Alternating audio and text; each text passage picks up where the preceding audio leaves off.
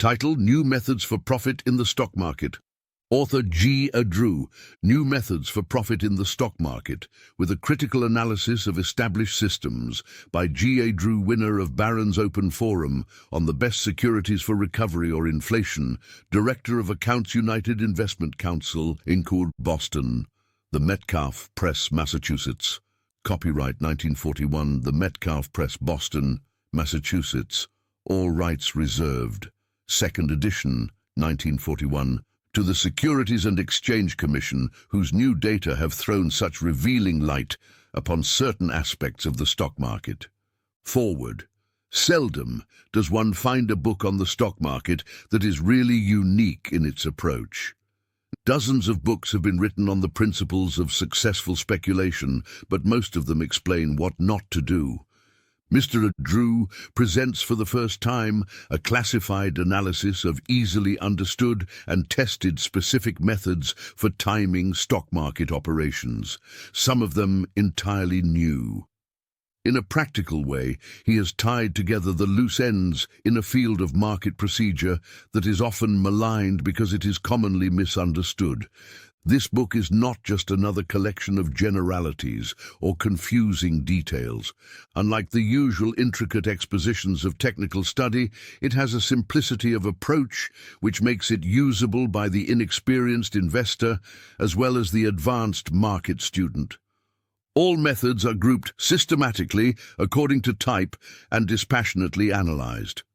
Because the logic and advantages of each one are clearly and concisely described and the limitations carefully pointed out, it is possible for the reader to decide just what approach may be best suited to his own particular desires and needs. Robert H. Smith, Director, Paws Investment Advisory Service. Contents list of illustrations. Introduction. Section I. The evolution of forecasting early methods, the business barometers, the market as its own barometer, classification of market methods. Section 2, methods, determining the trend, the Dow theory and various offshoots, the 10% rule, mechanizations of the Dow theory, moving average methods, the semaphore and technometer, advantages and limitations. Section 3, methods, determining character of the market, the Professional Activity Index, Quinn's divergence curve, page 1, 5, 6, 10, 12, 15, 18, 20, 25, 26, 30, 33, 34. Introduction. A great need is felt by investors today for some means by which they can avoid the severe losses that so many have suffered in the violent fluctuations and radical changes of the last decade. They are necessarily realizing that they cannot divorce the speculative element from investment holdings, for the lesson of recent years is that fundamental changes in the world economy or a political setup can reduce what appear to be high-grade investment media to the status of rank speculations almost overnight. As one investor put it, whether you like it or not, you've got to keep up with the modern blitzkrieg tempo in the field of economics. The extreme difficulty of foreseeing such changes accurately has focused attention upon utilizing the more extensive market price swings as a possible means of protection. Obviously, if these can be met with reasonable accuracy, an automatic safeguard is provided against the unforeseeable longer-term contingencies.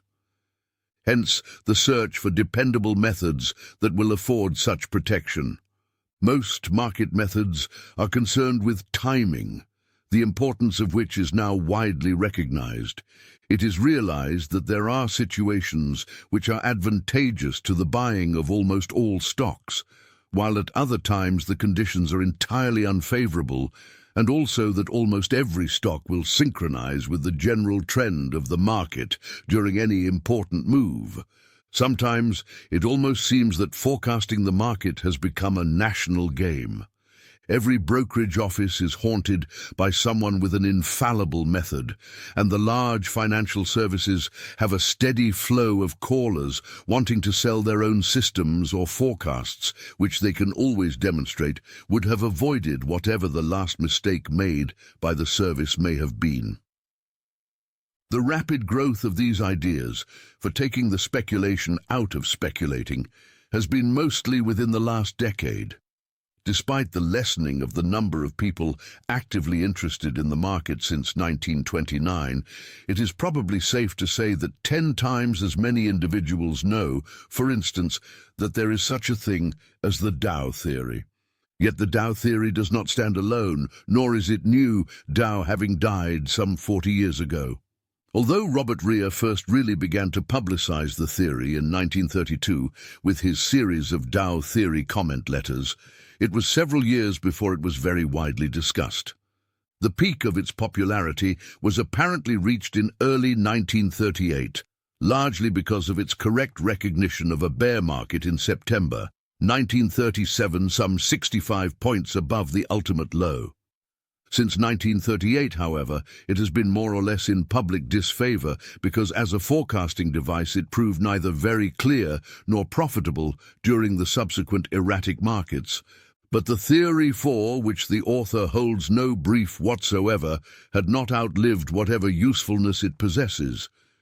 It is merely that too much was expected of it in a period to which it was ill-adapted. Such lack of comprehension with respect to market methods is quite common, even among those otherwise well-versed in investment matters. This book is intended to clarify the general haze of misunderstanding and to cover various approaches with a concise treatment of their underlying principles, techniques, and reasonable expectations, so that any individual may make an intelligent appraisal of their worth to his own particular needs. Some of these methods will be found suited to one purpose and some to another. In any event, they include what seems worthwhile in the realm of mechanical or semi-mechanical forecasting, as well as some special approaches that are worthy of discussion. The omission of any specific method is not necessarily to be construed as condemnation, since it may merely mean that the approach is either closely allied to one that is discussed or is in a field outside the scope of this analysis.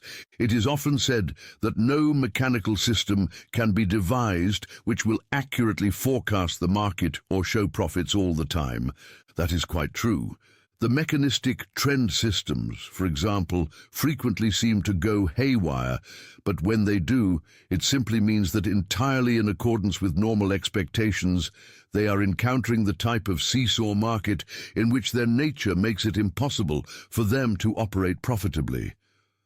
As soon as the character of the market changes and important moves recur, they will just as surely be right. Nothing will show profits all the time, and it may be inquired of those who scoff at systems whether they know of any forecasting or management source that can lay claim to better results over, say, any 3-year period than several of the best modern methods described in this book. Note that this does not refer to accuracy in forecasting the probabilities, but to dollars and cents results in specific buying and selling. In a speech on investment management, not long ago, an official of a well-known investment trust devoted to common stocks remarked, "Amusing are the mechanical schemes for diagnosing the market and arriving at automatic forecasts. These range all the way from the Dow theory to intricate systems of stock market clairvoyance." The performance of this trust in recent years has been mediocre, the value of its portfolio merely fluctuating very closely in accordance with the Dow Jones Industrial Average, whereas good investment management of stocks should at the very least do better than the average over any reasonable period of time. Since the results, which would indisputably have been attained by many of the methods to be described, are far ahead of any average performance, it is difficult to see why they should be regarded as amusing. It is perfectly true that many wild and illogical theories have been propounded. The secret was once imparted to the author in the strictest of confidence that the real key to the market is that they, the big operators, always move stocks in multiples of 3 points. But the fact that a lunatic fringe exists is no reason for wholesale condemnation of the mechanical or semi-mechanical methods, particularly since there are very few who can show that their interpretation of events, investment analyses, or whatever orthodox approach is used, has yielded anywhere near as good results. The proof of the pudding is in the eating. Gia Drew, Boston, Massachusetts, May 1941, Section 1. The Evolution of Forecasting Early Methods. The evolution of market forecasting has followed what can be seen as a quite natural course. Before World War I, comparatively few people outside of New York and Boston were interested in the stock market, or even securities in general. Study of the price movement was largely limited to individuals, although there are a few writings from the early part of the century, such as Nelson's ABC of Stock Speculation 1903, which discussed in part what is now known as the Dow theory. However, market forecasting was largely limited to tape reading or the use of figure charts.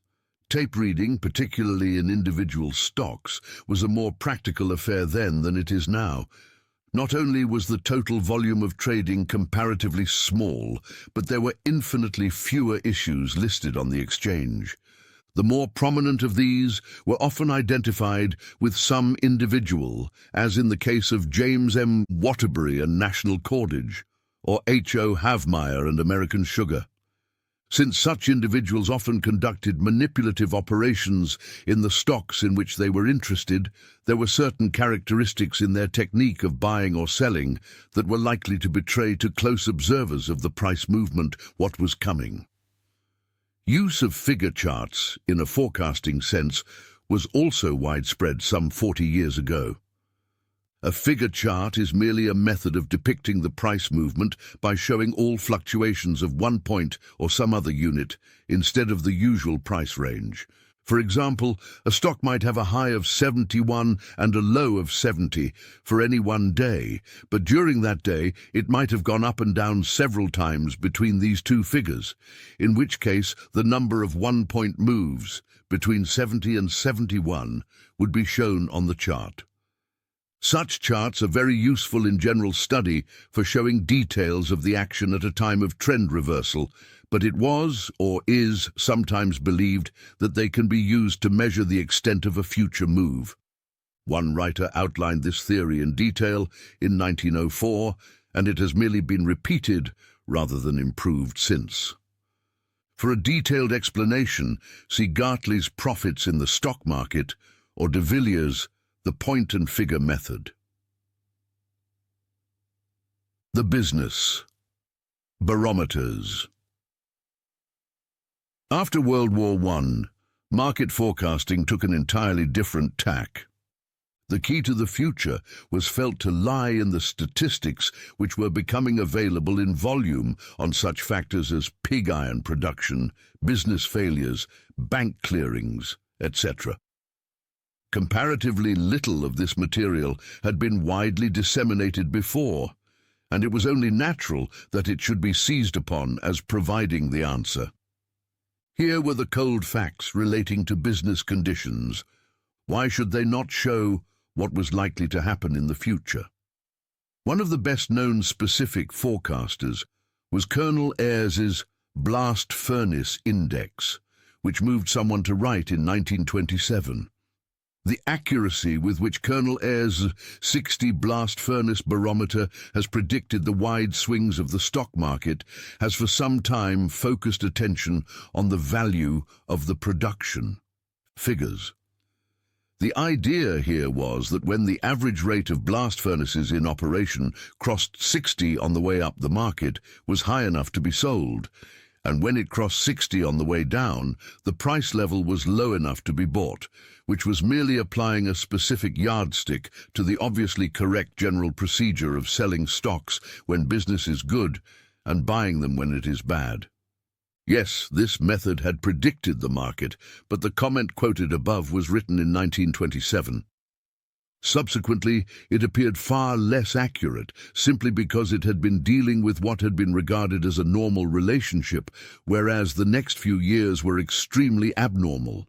Another similar theory at that time held that when pig iron production showed a 20 decline from a high point, stocks were a buy, and vice versa. This was knocked askew not only by the abnormal conditions that destroyed the force of the blast furnace index, but also by the fact that more scrap than pig iron began to go into steel ingots.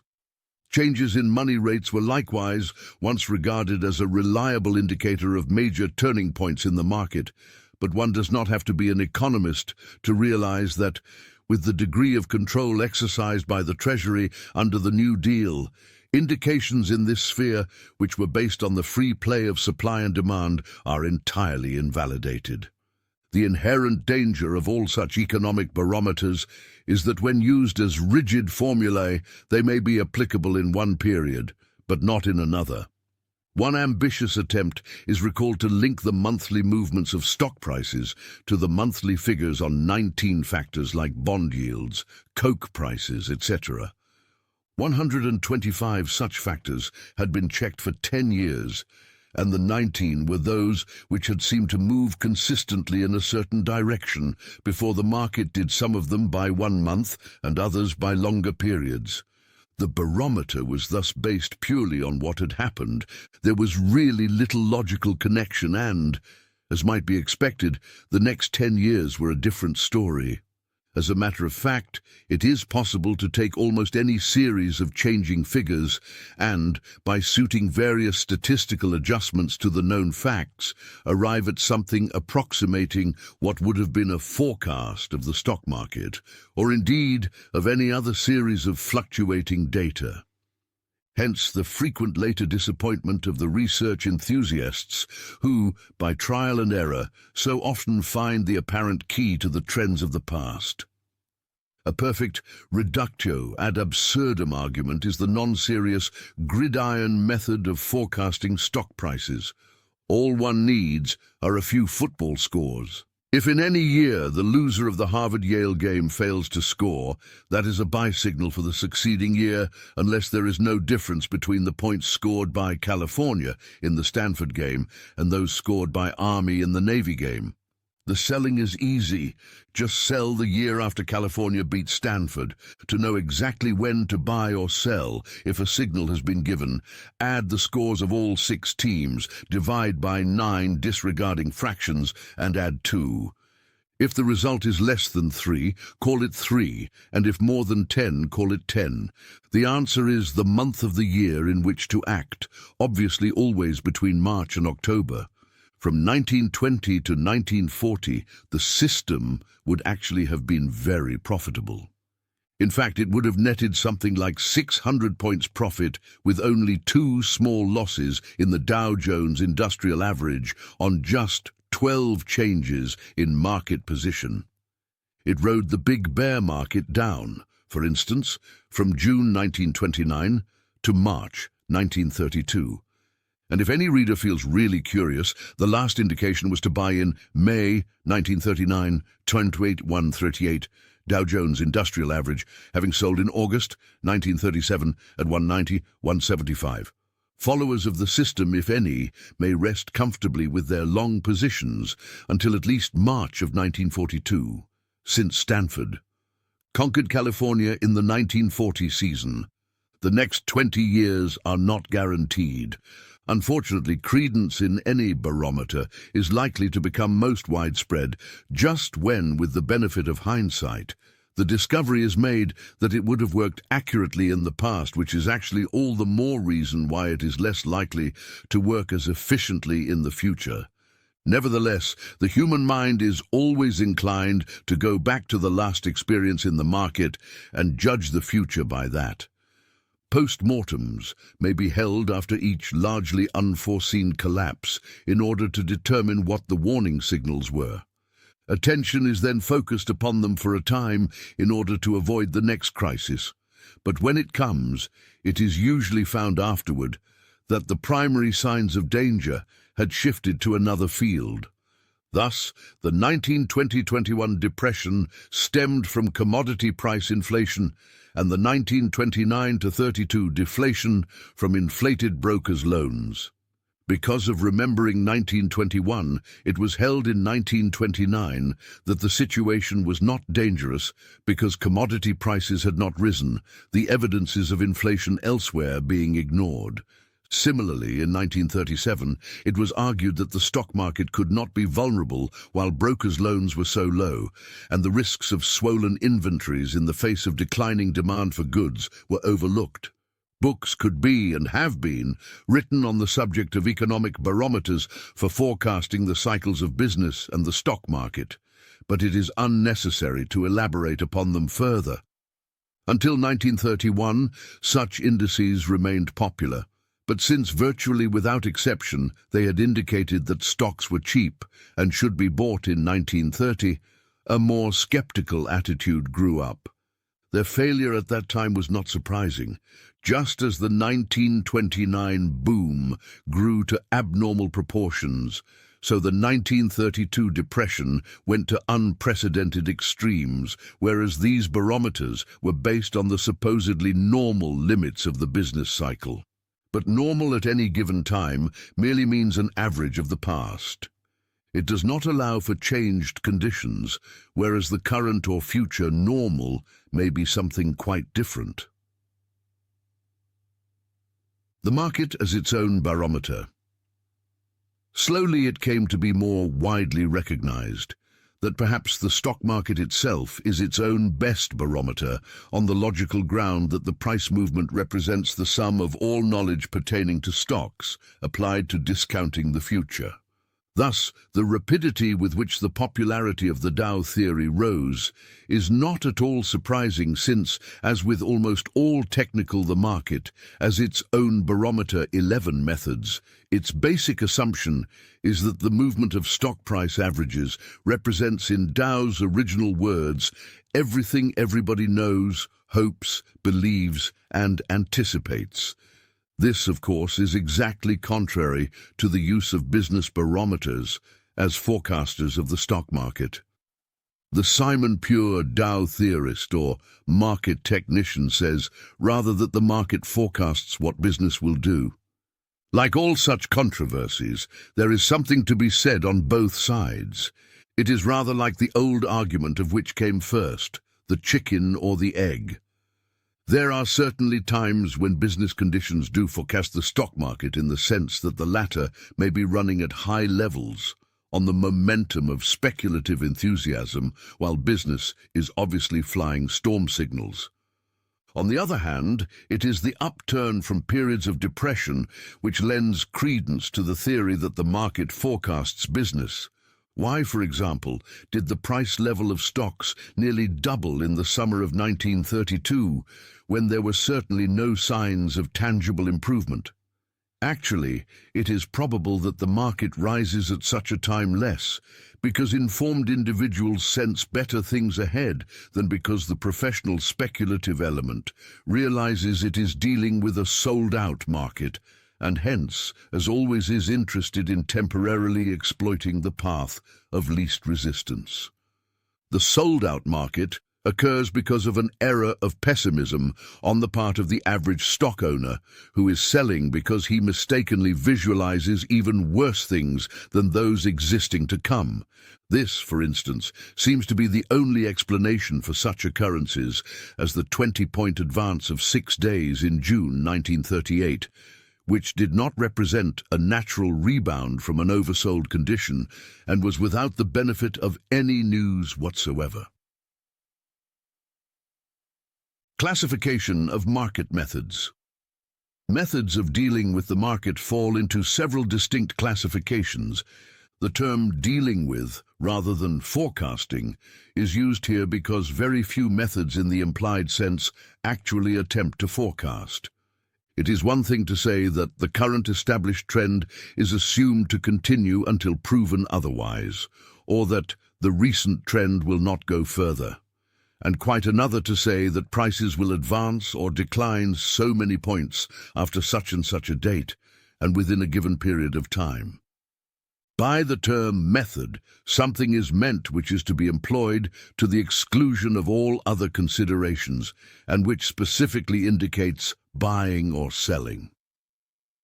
The true forecaster who goes on record with why, when, and how much is hardly likely to use any method at all, except as he may examine everything: fundamental facts, technical indications, and the political outlook, but without applying formulae to any of them. Thus, he emerges from his studies with some conclusion derived from his experience and reasoning superimposed upon an array of more or less factual information. The larger and well-known financial services are likely to be forecasters in this sense, their published opinion usually representing a composite of the conclusions independently arrived at by members of a central staff. The most important broad classification of methods covers those using a technical approach as opposed to those based on fundamentals, defining the latter as being concerned with facts relating to the market, but external to it, such as money rates, steel production, department store sales, etc. The pure technical approach disdains such data on the assumption that by the time they are generally available, they have already been largely reflected by market price changes. H.M. Gartley is the leading exponent of this school and has done a tremendous amount of research on price patterns, volume of trading, and all the various ramifications of the market price movement. However, his conclusions, as published in the Gartley Weekly Stock Market Forecast, a technical analysis, are the result of a synthesized study employing all sorts of technical tools and weighting their often diverse implications at any given time in the light of judgment and experience. Hence, there is no point here in attempting to cover the use of triangles, trend lines, oscillators, etc., which anyone can find fully treated in the Gartley publication, Profits in the Stock Market. Many of the technical methods which can stand by themselves and with which this book is primarily concerned may be divided into two groups. One, those which attempt to determine the trend in order to go with it, and two, those which attempt to detect elements of latent strength or weakness in the price structure, thus determining the turning point before a trend is established. The first group of trend methods are covered in the next section too, and comprise the following: the Dow theory and various offshoots, the 10% rule and its modification, mechanizations of the Dow theory, various moving average methods, including the semaphore and the technometer. Section 3 explains and discusses the following: character of the market, methods, Quinn's divergence curve, Hood's group action, Lowry and Mills buying power and selling pressure. Also see the odd lot indexes under Section 4. Section 2, methods determining the trend, the Dow theory, and various offshoots of the methods concerned with determining the trend. The Dow theory is by far the most widely known. So much has been written on it that an extended description is unnecessary, Robert Rear's Dow Theory Barons probably being the most comprehensive orthodox treatment. Briefly, the fundamental concept is that at any given time, the market is a composite resultant of three movements: the major trend, the secondary trend, and the minor day-to-day trend. There are other usually accepted ramifications, such as the confirmation of the Dow Jones Industrial Average by the rail average, or vice versa in penetrating previous resistance points, the breakout from line formations as indicating the direction of the next move, and various other minor points connected with technical study of the price movement. Nevertheless, the basic concept is determination of the trend. A Dow theory investor, for example, would not hold stocks while he considered the major trend to be down, although a more active speculator might do so on a temporary basis if the secondary trend, lasting weeks to months, was up. The trends are determined by the relation of the market to previous high and low points, In 1937, for example, the industrial average first fell from a peak of 195 to 165, and then recovered 15 to 190, the major trend still being regarded as up by previous definition, as it had been for 4 years. See Figure 5 on page 44. If it had exceeded 195 instead of stopping at 190, the major trend would have been reconfirmed as upward, but the downturn from 190 left the matter in doubt. Since 165 was the last important low point or bottom of a secondary decline, this became the crucial level for determining the trend. Its penetration, which occurred, meant that the major trend had changed from up to down, i.e., the bull market had become a bear market. Thus, strictly speaking, it will be seen that the Dow theory does not attempt to pick tops or bottoms, nor does it actually attempt to forecast. In fact, Dow himself never intended his theory to be used as a means to stock market profits, but rather as a barometer of what business conditions would be. The unkindest thing that has been said about the Dow theory in its ordinary usage is that it is an attempt to forecast by definition, a criticism that has some weight under certain conditions. In April of 1939, for instance, penetration of a previous low point signaled a change in major trend. But unlike 1937, the trend promptly reversed, and later developments showed that, according to the theory, a bull market had begun only 4 days after a bear market had been confirmed.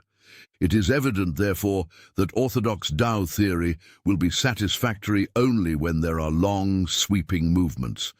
Acceptance of the major trend definition, for example, would have enabled the investor to have avoided the grief between the fall of 1929 and 1933. Followed consistently over a period of years, it will unquestionably produce moderately profitable results, but it obviously requires more patience and stick-to-itiveness than the average person has. Months may go by with no clear indication at all, or there may be heartbreaking experiences like the one in 1939. Moreover, even the major trend is not always indisputable, and the leading exponents of the theory may differ among themselves as to its direction. What the lesser lights may say is even more confusing. Also, an excellent case has been made out for disregarding the confirmation of one average by the other, although the latter is held to be vital by the most prominent orthodox exponents of the Dow theory. The latter has its merits, but it has its limitations as well, and many of those who embraced it after 1937 simply expected too much and did not realize the patience required. What actually happened in recent history was that in early 1938, many of those who had sustained heavy reverses in the crash of 1937 suddenly realized that acceptance of the Dow theory would at least have saved them a substantial part of their losses. Consequently, they accepted it as gospel only to run shortly into the unfortunate occurrence of April 1939, described above, which resulted in a small loss from the purchases made on the bull market signal, which had occurred the preceding June. It almost seems to be a law in these matters that the better something has been in the immediate past, the worse it is likely to be in the near future. Provided that any method has some basic merit, it can be looked to with most confidence just after it has passed through a poor or mediocre period. Other methods have been evolved on the same basis as the Dow theory. Jesse Livermore of trading fame also lent his name at least to a scheme called the Livermore Market Key, which uses leading stocks within groups in the same way that the theory uses the industrial and rail averages. Thus, one would buy Montgomery Ward and Sears Roebuck when both stocks confirmed each other by penetrating their previous highs. This would doubtless be satisfactory in the case of big moves, but probably quite the opposite in seesaw markets. Before this, W.H. Roystone had evolved the heavy industry theory using steels instead of rails in the old Dow theory principle. The idea is perfectly sound, being based as it is on the relationship between consumer goods and heavy goods production. From a market viewpoint, action is taken in anticipation of an important reversal of trend whenever the action of the main body of industrials belies the action of the steels. However, the operation of this theory requires considerable interpretation of the price, action, and relative price levels. The 10% rule. Although the 10% rule is a very simple mathematical calculation, it has exactly the same basis as the Dow theory or any trend method, i.e., the assumption that any trend, once established, will continue further in the same direction. A real individual, Cyrus Hatch, evolved and used this rule, which enabled him to increase an estate of 100,000 left to him in 1882 to 14,400,000 by his death in December 1936. Using only well-known seasoned stocks at any given time, Hatch calculated the market value of his holdings at the end of each week and then averaged the weekly figures once a month. Whenever the latter average declined 10 from the previous highest point, he sold and did not buy again until the monthly average value of his former holdings had risen 10 from the lowest point recorded after liquidation. In all those 53 years, the rule called for a change in position 44 times. During one period, 1923-1929, the same position was held for 6 years, although at another time stocks were held for only 3 months. The longest period out of the market, Hatch did not make short sales, was a little over 2 years. If the original 1882 purchases had been left unchanged until 1936, their value would then have been only $382,500. As may be seen, the 10% rule is a sort of mechanization of the Dow theory, applying the degree of advance or decline to determine the trend instead of pinning the latter on penetration of previous high or low points. In part, Hatch's results were due to his stock selections. That is, he evidently chose stocks that did somewhat better than average, because if the rule is applied to the Dow Jones Industrial Average, it does not come out with the same rate of gain, although still quite profitable. Carlton Davenport has done some further research on the rule as applied to the Dow Jones Industrial Average and found that by reducing it to the following formula, which makes it rather an 11% rule, better results were obtained. For a buy signal, total all Saturday or the last day in the week, the market is open closings of the Dow Jones Industrial Average for a month, and divide by the number of Saturdays used. Add 11 of this monthly average figure plus 50 to the average itself. On any subsequent Saturday that the industrial average closes above this result, the market should be bought. In selling, the highest single Saturday close is used. Deduct 11 from it plus 50, and then sell whenever on any Saturday the average closes below the resultant figure. Applying this rule to the Dow Jones Industrial Average from 1896 to 1937 and using the long side of the market only, it is found that a 100,000 fund would have increased to approximately 1,146 to 200 in 1937. A large part of this gain, however, came as a result of the long position held from November 1934 to May 1937, the total fund being 765,500 on the former date. It should also be added that the calculation does not allow for taxes on capital gains, non-existent before 1913 and naturally variable with the individual. Mechanizations of the Dow theory. Samuel Moment tested the Dow theory over long periods by the application of definite rules so as to eliminate such possible controversial indications as volume, divergences, double tops, etc. His major trend rules are simple: buy when the last secondary rally on both averages is exceeded, and sell when the last secondary decline is exceeded, either of which establishes a new major trend. To be exceeded, a high or low point must be penetrated by 1 point if either average is under 100, 1 if between 100 and 150, 12 between 151 and 200, and 2 above 200. A secondary movement is one retracing 33 or more regardless of time of the last price swing in the direction of whatever major trend has been previously established. For example, if an average price rises from 100 to 140, reacts to, say, 125 and then goes to 145, the major trend is upward. On the other hand, if the latter part of this hypothetical movement had gone only to 135, and then a decline to 120 had occurred, the major trend would be downward. If any secondary movement fails to make the required degree of penetration, the point of failure becomes the level which must subsequently be exceeded by the necessary percentage to establish the new trend. Application of these rules, which call for action only on the major trends, resulted in the growth of a 100,000 fund in 1897 to 2,937,300 in September 1932, without allowing for capital gains taxes, using the stocks in the Dow Jones Industrial Average, and assuming that when sales are made, a short position is taken. Allowance was made for commissions and transfer taxes, but not for dividends or rights, so that results are understated to that extent. Moment holds that the supposedly essential element in orthodox Dow theory of confirmation by one average of the other is unnecessary.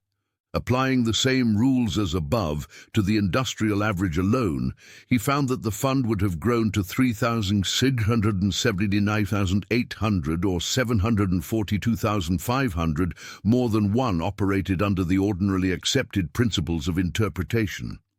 Moreover, by using a more elaborate set of rules so as to deal with the secondary trends rather than just the major variety, the same fund of 100,000 in 1897 achieves the total of 18,180,000 in 35 years, thus exceeding Hatch's 10% rule fund in a shorter space of time.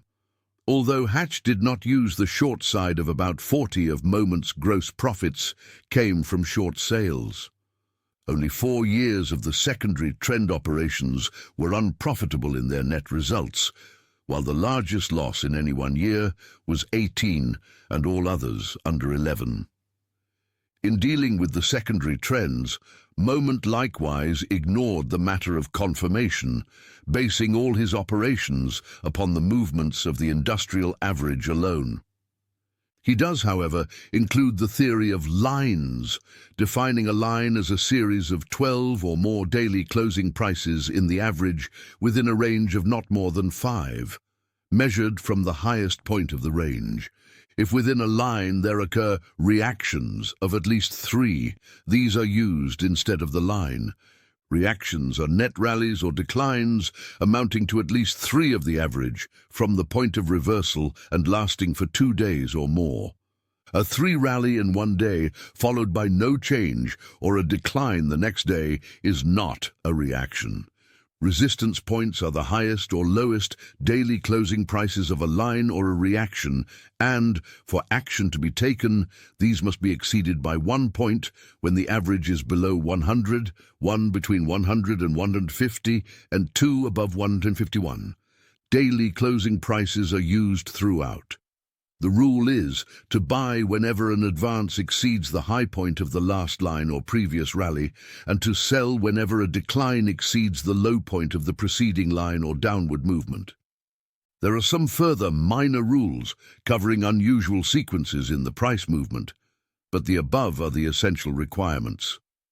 The best-known exponents of the Dow theory have never approved of reducing it to such a formula, but Moment's rules do have the virtue of eliminating the indecision which so often marks the current interpretations of the theory.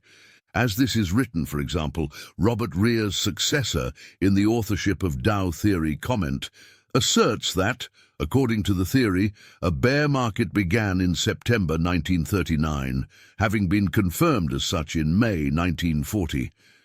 However, interpolating his own judgment, he believes that a bull market may have begun in June 1940, partly because the character of the action during the subsequent few months seems to him more characteristic of a bull market than a bear market. Such conclusions are not particularly helpful, whereas a mechanistic application under Moment's rules at least always gives one a definite position in the market, even though not attempting to forecast the future. Since the tests referred to were made, the results of Moment's major trend rules have not differed materially from the orthodox interpretations of the Dow theory. In 1939, however, the rules indicated a bull market, both earlier and at a lower price level than the usual reading of the averages. Similarly, another bull market was confirmed in the summer of 1940, whereas strict Dow theorists could only say that it might prove to be such. Some of the figures cited on the growth of funds in the preceding discussions seem very spectacular. Indeed, the London Financial News referred to Hatch's performance as staggering, sensational, breathtaking, and colossal. One wonders what adjectives they would have applied to the results of Moment's rules on the secondary trends. However, successful as these methods have been, even the indisputable results seem more spectacular than they are for two reasons. The first is that the figures are compounded, no money ever being withdrawn from the funds. Consequently, in the later phases, there is capital running into the millions with which to work. The results of compound interest are always startling over a period of time.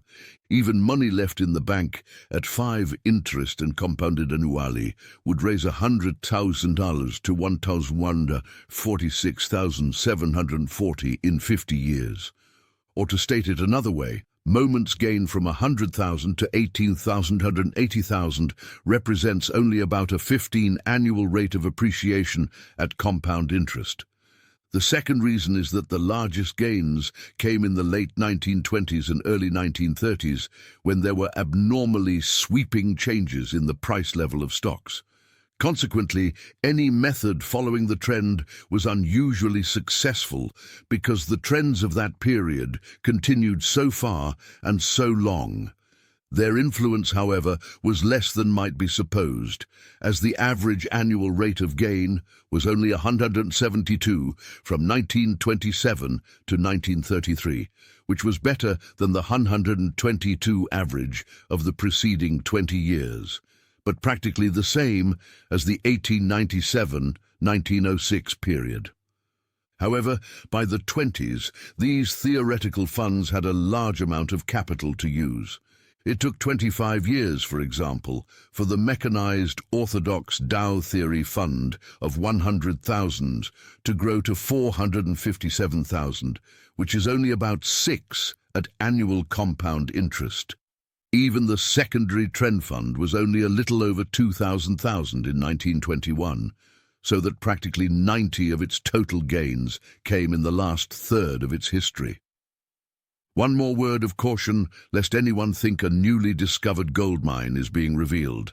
Let us assume the fund available is 10,000 instead of 100,000. In that case, it would probably take 25 years of normal markets under the secondary trend rules to increase this to 200,000. In the meantime, one could not withdraw any profits, but would have to use every penny without borrowing. However, in the new commitments, on both the long and short side at any given time. And that would mean that other funds would have to be used for the payment of income taxes on capital gains. If tax payments were logically withdrawn from profits, the fund's rate of gain would be considerably retarded. It would also be necessary to have the moral courage to follow every signal given under the rules and never deviate regardless of the circumstances at any time. Moving average methods. Less well known, perhaps, than the Dow theory among the methods for determining the trend, but certainly the basis of more systems, is the use of moving averages for that purpose. A moving average is a statistical device for discerning the underlying trend of any series of erratically fluctuating figures. Suppose, for instance, that a 3-day moving average of the closing price of US steel is desired beginning with some particular week. The first moving average figure would be an average of the closing prices on Monday, Tuesday, and Wednesday, the second an average for Tuesday, Wednesday, and Thursday, the third for Wednesday, Thursday, Friday, etc. Any number of days, of course, can be employed. The more that are used, the smoother will be the curve of the resulting series, but there will be a greater time lag before the moving average will pursue the trend of the actual figures. A moving average simply requires more substantiation that a trend has been established than a mere price change in a certain direction. Suppose it is desired to follow the more important trends of US steel. An easy and workable method is to use a 2-week moving average of the central weekly price range of the stock. That is, add the high and low for 1 week and divide by 2 for the center of the price range. Do the same for the preceding week, add both results and divide that by 2 for the moving average figure. If the high on any Monday is below the last figure obtained, sell, while if the low is above it, buy. If neither is true, then the last signal remains in effect. The same check is made for each succeeding day throughout the week until the next Monday, when a new key figure is calculated. Unless steel stops fluctuating over a wide range, this simple formula will yield net profits in the end, although any one signal or even series of signals may result in comparatively small losses. The semaphore and technometer. A typical and more elaborate moving average applied to the whole market has been known as the semaphore, its construction being arrived at as follows. 6-week moving averages are first taken of the weekly highs and lows of some representative stock average. Plotted together, this gives a picture of a fluctuating band varying in width, which is called line A in Figure 1. This is drawn or projected 2 weeks ahead of the market. Then a 3-week moving average of the weekly highs and lows is plotted but not projected ahead of the market. This band, line B, naturally shows sharper fluctuations because of the shorter time element used, i.e. 3 weeks against 6 weeks. As long as B is below A, the market is regarded as in a downtrend, but when B turns up and starts crossing A, the trend is assumed to be changing and one would buy. Just the opposite is true, of course, for choosing the time to sell. Because of the nature of this construction, signals do not occur until after prices have actually begun to move in the direction in which it is assumed they will continue. This is designed to take advantage of the secondary movements lasting weeks to months, and it does have the advantage that on any sustained move in either direction, a user will be on the right side of the market at least 75% of the time. A faster semaphore might be made using, say, 3 days and 7 days, which would simply give more frequent signals with a greater number of profits and losses. Figure 1 shows the semaphore for 1939 and 1940 computed from the actual weekly price range of the New York Times stock average, with the buy and sell points of those years designated. This illustrates both its advantages and shortcomings. Note that when a sharp reversal develops suddenly, as in August-September 1939, for example, the semaphore does not change fast enough to act at the beginning of the new trend. On the other hand, sales were indicated close to the beginning of the May 1940 drop, because the mild sag in the market preceding that decline had already turned line B down. A certain amount of anticipation is used with the semaphore because, as any week draws to a close, it is obviously possible to know approximately what the picture will be after the complete weekly price range has become available. Sometimes modifying factors have been introduced in the use of moving averages, as in the case of the technometer. To quote the originator S.M. Thompson, this is based on the changes in direction of a 4-day moving average of daily closing prices of either individual stocks or an average of a number of stocks. When the 4-day moving average turns up, a buy is indicated. When it turns down, a sell is indicated. However, the signals thus given are too numerous and often of minor importance, so that another factor is introduced for confirmation of the signal, namely volume. If increased volume accompanies the signal, it should be acted upon. In order properly to determine increased volume, 4 criteria are used. The volume on the day of the signal must be greater than A, the average volume for 4 days, B, the volume on the 4th day previous to the signal, C, the volume on the day before the signal, and D, the closing price on the day of the greatest volume during the 4-day period must be in a direction to confirm the signal. Saturday's volume is doubled for the purpose of these calculations. Over long periods encompassing moderately wide price movements, dollar profits of the technometer seem to run in a ratio to the losses of about 2 to 1. Figure 2 shows its specific application to Chrysler during a time selected at random, except for the fact that it was taken to include both a wide move and a period of irregular price movements. In this 6-month period, the net profits were roughly twice the losses. Although a little over 1/2 of the profit came on the wide downswing in the latter part of March, when the technometer secured 62 of the total move. The irregular price movements in the last part of the period naturally resulted in small losses. Advantages and limitations. The foregoing illustrations will suffice for this class of method. Note that what they do is to set up some criteria for determining the trend at any given time. If these criteria indicate that the trend is up, then one buys on the assumption that the trend will continue.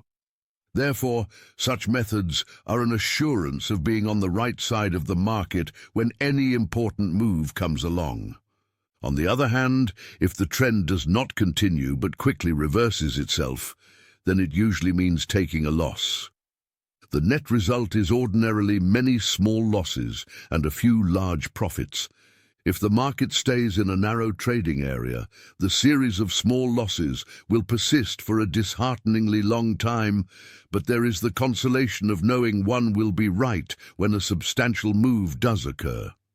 Note too that no forecasting is involved.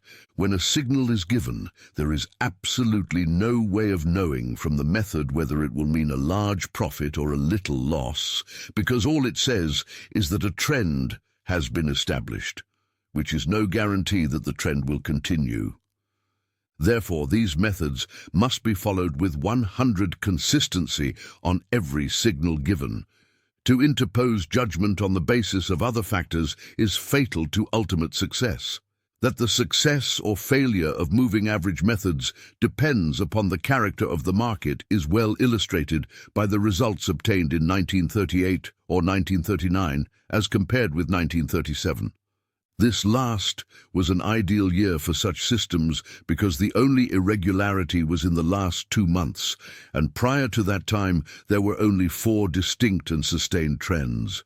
One method, akin to the semaphore on a 24 and 6-day basis, yielded a profit of 100 points applied to the Dow Jones Industrial Average with no losses on 7 signals in 1937.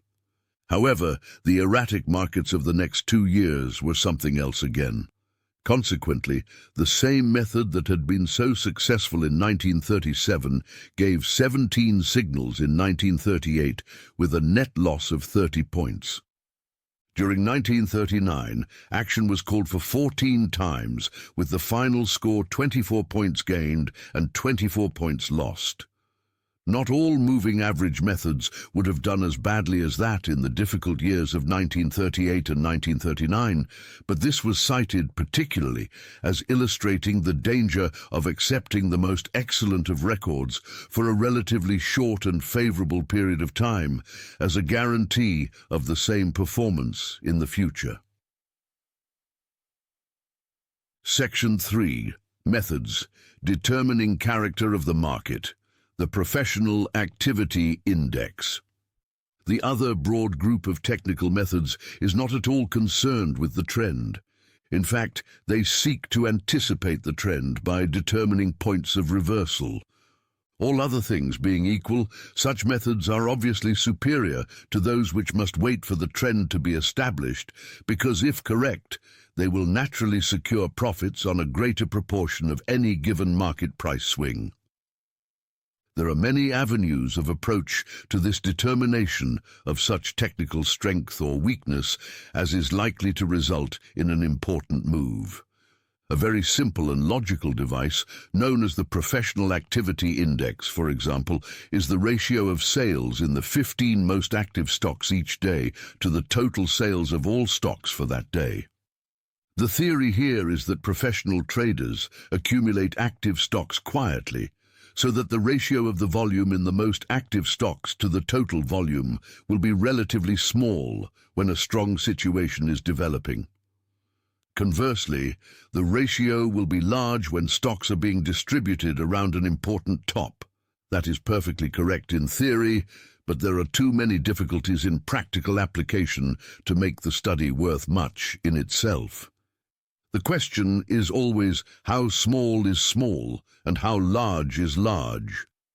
Between 1931 and 1933, for example, it worked fairly well if purchases were made whenever the ratio declined below 30 and sales when it rose above 45. In more recent years, however, other limits have been established at different periods. Thus, there are too many variable factors for consistent application, despite the essentially correct assumption on which the method is based. Other methods which have more consistent performance records in determining the character of the market are described in this section. Quinn's divergence curve. Developed by E.S. Quinn, this method is designed to determine whether the market structure is weak or strong by analyzing the character of the action as exemplified by the relative behavior of speculative stocks and investment issues. Quinn calculates a daily index for each of these two groups and then takes the disparity between the two. Plotting this disparity above a horizontal baseline results in the divergence curve, which shows the deviation of the speculative stocks from the course, followed by the investment group. Thus, during a market rally, it indicates the extent to which speculative issues may be advancing faster than investment stocks. Quinn's theory holds that if the relative pace of gambling issues in such a situation considerably exceeds the normal expectation, a dangerous market situation is developing because it shows excessive speculative activity. Conversely, relative strength in the investment stocks indicates a technically strong market situation. The essential soundness of the theory is not open to question. However, the mechanics of its application cannot feasibly be reduced to a formula, and hence each situation must be interpreted according to basic principles rather than strict rules. Quinn's principles revolve around important changes or probable forthcoming changes in the direction of the divergence curve, which, like the market itself, moves in trends that are marked by a series of successively higher or successively lower tops and bottoms. Therefore, he applies trend lines projected across successive lows in a market uptrend and across successive highs in a market downtrend. In practice, the theory of trend lines is that once they are penetrated, the trend which they mark has been reversed. Thus, Quinn ordinarily sells when an uptrend line on the divergence curve is broken on the downside and buys when a downtrend line is penetrated on the upside. See July 1939 in Figure 3. Exceptions to this are that sales are also made if the divergence curve in an established upward trend reaches a point farther above the uptrend line than on any previous minor advance. This is because such a situation is indicative of an overbought position or blow-off stage in the market as a result of excessive speculation. Conversely, he would buy on an extreme dip in the divergence curve, below an established downtrend, which would be likely to indicate a selling climax or bottom made on heavy trading volume, and followed by a sharp rebound. Note late August 1939 in Figure 3, Quinn's divergence curve, 37. In other words, there is a limit beyond which a divergence cannot go without creating the circumstances that will bring about its reversal. The obvious cause of possible error in most instances is that an apparent trend line may be temporarily broken and yet not turn out to mark a real change of trend, since the establishment of such a line is very seldom a mathematically precise affair. A record of the divergence curve, according to the advice given, is shown below. Thus, the net profit in the average for the 15 months covered amounted to 26 points, omitting the repeated sell of November 1939. Only one transaction out of the 9 showed a loss, May 1940. Extremely prompt action was required here, since the buy occurred at the close on a Saturday, and the sell, on even one day's delay, would have made the loss 17 points instead of 82, as prices were already dropping with extreme rapidity. Figure 3 shows the divergence curve during the latter part of 1939. The buy of July 11th given in the preceding table quite evidently results from the curve's breakout from the clearly defined downward trend channel of June. On this basis, however, it seems that there was an equally good sell at the end of July, when the divergence curve obviously reversed the previous upward trend. That would likewise have called for buying action in early September. Thus, there is an element of interpretation in the method which renders it less susceptible of exact analysis than some of the other methods described in this section.